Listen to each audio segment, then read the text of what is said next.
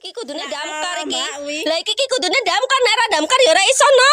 Few moments later.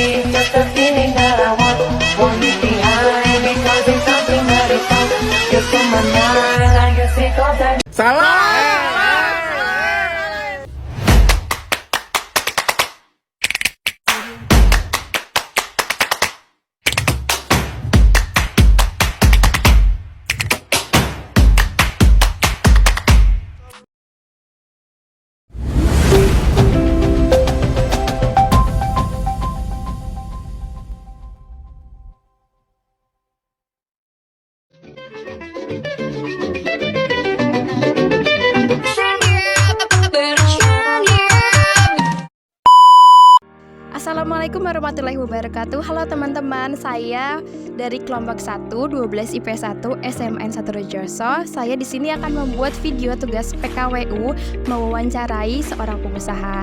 Sebelumnya kita kenalan dulu yuk. Nama aku Faras Kinarito Renuka dan ini dia teman-teman aku. Halo, saya Gia Fitri Ramdhani. Halo, nama saya Intan Aprilia. Hai, perkenalkan nama saya Nafia Fitri Dwiningsih. Perkenalkan nama saya Nurfami Aditya. Hai, saya Valentiana Nurhidayah. Halo, perkenalkan nama aku Wadwika Wulandari. Nah, kalian udah pada kenal kan sama teman-teman aku? Sekarang, ayo kita lihat videonya.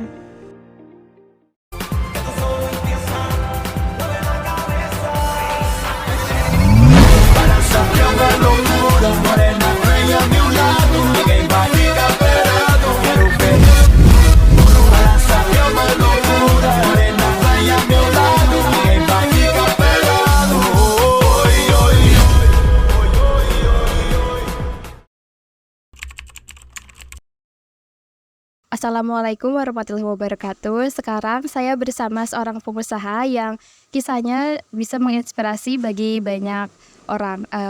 Bisa perkenalkan siapa namanya?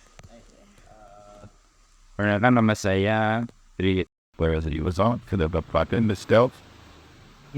Saya kandidatnya adalah sebagai petektor. Pada fund. Sejak tahun berapa Bapak mendirikan usaha ini? Usaha ini awalnya itu tahun 2012. Awalnya itu. Kalau boleh tahu nama usahanya itu apa dan dapat inspirasi dari mana? Awalnya itu kan dulu waktu masih istilahnya masih belum ada pekerjaan. Iseng-iseng kita coba usaha jualan baju. Awalnya itu baju. Oh, tapi sistemnya kita sistem secara online. Awal mulanya ya baju 1 piece, 2 piece, 3 piece, terus akhirnya sampai bisa berkarung-karung. Itu proses fun.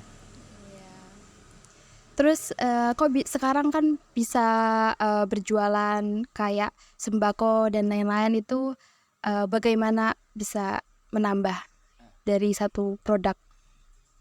Awalnya itu kan ceritanya dari baju. Awalnya dari baju, terus habis itu kita bergerak, kita merambah ke perlengkapan rumah tangga. Tapi yang identik dengan orang mengatakan adalah barang unik. Nanti barang yang unik, barang yang bermakna. Habis itu merambah lagi, karena tetap kembali lagi kita melihat adalah pasar-pasarnya kita siapa, kebutuhannya pasar itu seperti apa. Kalau sekarang yang baju, kenapa baju ya sudah melihat baju, kenapa kok itu bukannya itu tapi sementara ini masih belum bisa fokus ke baju karena kebutuhan pasar itu untuk baju itu memang minim. Makanya kebutuhan yang pasar yang sekarang yang kualitasnya itu apa? Itu yang kita sediakan, paling tidak kebutuhan pokok yang kita sediakan. Makanya sekarang menambah ke kebutuhan pokok. Nah, kira-kira kan kita lagi bahas tentang pasar ini. Ada nggak strategi pemasaran Bapak khusus yang Bapak terapkan saat ini? itu strateginya sebenarnya enggak ya. Untuk spesifiknya enggak ada. Tapi yang jelas kita harus tahu pasar kita itu siapa tuh. Sebelum kita mau sebutkan apa wirausaha, kita tahu dulu pasarnya sistem. Pemituannya. Dalam menjalankan bisnis Bapak ini apa hambatan yang Bapak lalui? Hambatannya itu kita bicara keseluruhan pada besarnya. Kalau kita bicara tentang hambatan, kalau kita bicara sistem online itu pasti pernah namanya ditipu, terus habis itu di istilahnya barang kembali, sistem COD, kan banyak kasus kalau zaman lihat di beberapa media sosial itu kurir yang dimarahi. Itu sering. Ya seperti kemungkinan seperti itu. Hambatannya kurang lebih adalah yaitu kas konsumen itu yang kurang lebihnya konsumen yang main-main juga ada. Tapi yang paling besar hambatannya adalah tetap kembali lagi ke modal. Bagaimanapun modal itu punya pengaruh yang besar. Pernah tertipu sampai puluhan juta atau berapa? Pernah? Kalau bulan nggak pernah. Kita kan sistemnya, masalahnya kita harus jual dulu. Bukan berarti kita nggak percaya sama distributor ya. Tapi paling tidak kita awalnya itu berapa? Sedikit dulu. Sedikit. Kalau emang mau besar, kalau emang mau belanja besar, kita harus tentu berani, istilahnya tahu dulu. Contoh, gudangnya di mana? Orangnya siapa yang punya. Itu baru berani. Tetapi kalau kita melepas di atas 10, tapi kalau tidak tahu gudangnya mana, yang punya ownernya siapa, itu saya sarankan jangan dulu. Paling tidak tahu dulu lah. Maksudnya kalau ada gudang, kalau ada pabrik, ownernya siapa, itu harus paling tidak tahu dulu. Daripada nanti, yaitu endingnya yang tidak mengenakan. Nah, pas COVID itu kan pasti bagi sebagian orang kan berdampak besar semua. Jadi usaha Bapak ini berdampak bagaimana dampaknya? Apakah sistem online itu semua hampir sama kayaknya ya? Kita berkembangnya pesat itu malah COVID. Berkembang pesatnya itu malah COVID. Kenapa? Satu, sistemnya kan online, ya proses transaksi via online. Jadi tokonya itu berkembang lebih pesat itu pada saat COVID. Oh, jadi secara kesimpulannya waktu malah online maksudnya waktu COVID malah berkembang pesat, bukan? Oke, baik. Bapak kan punya awalnya kan di rumah, kok bisa pindah gitu? Apakah maksudnya cabang lain? Punya cabang lain selain di sini? Sebenarnya kalau di Malang ada satu. Di sini sebenarnya bukan cabang, itu pindah tempat aja. Pindah tempat. Yang dulunya tempatnya di sini, istilahnya kalau ada tamu kita kebingungan. Mau ditaruh, maksudnya mau ditempatkan di mana itu kan bingung. Akhirnya alhamdulillah ada rezeki sedikit, kita kita pindah ke sebelah yang tempatnya agak madai lah untuk toko semua. Berarti semuanya fokusnya toko di sana. Kalau di sini ini fokusnya di istilahnya buat rumah kalau ada tamu gitu.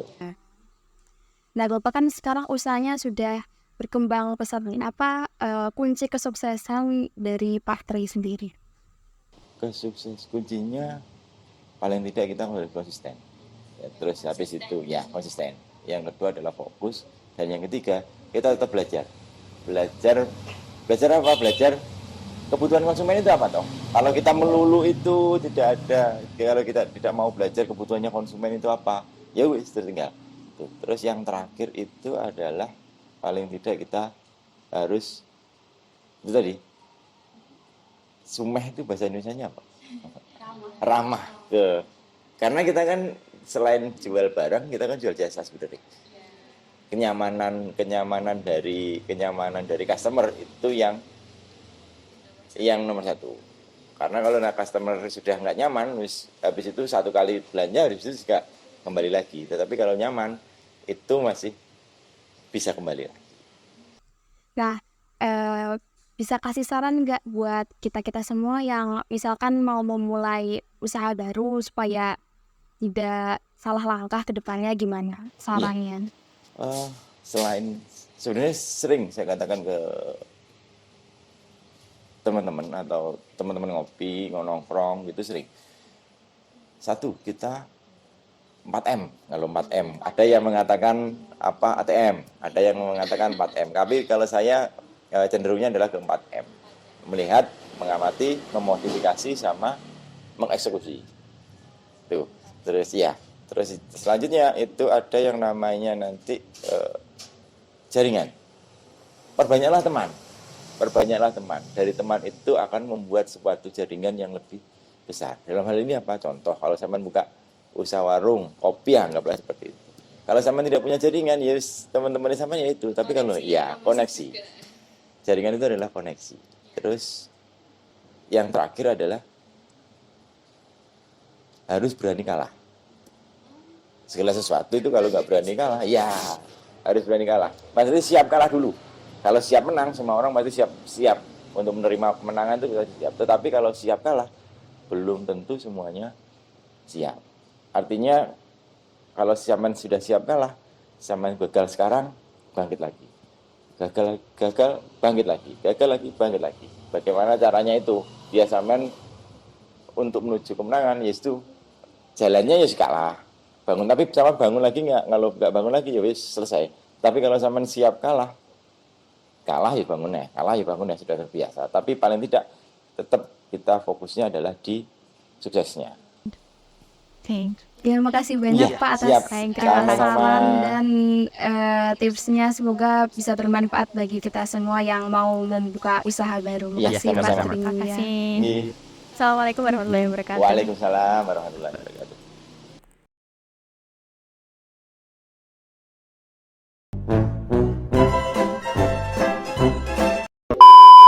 Kita membuat video ya. Mau petang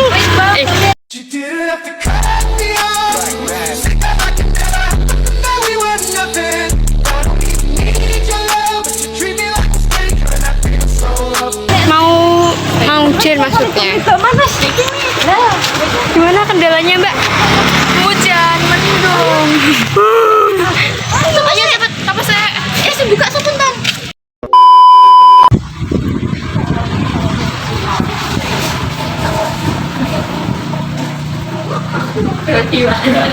Apa namanya? Ngobrol data. Ngobrol data.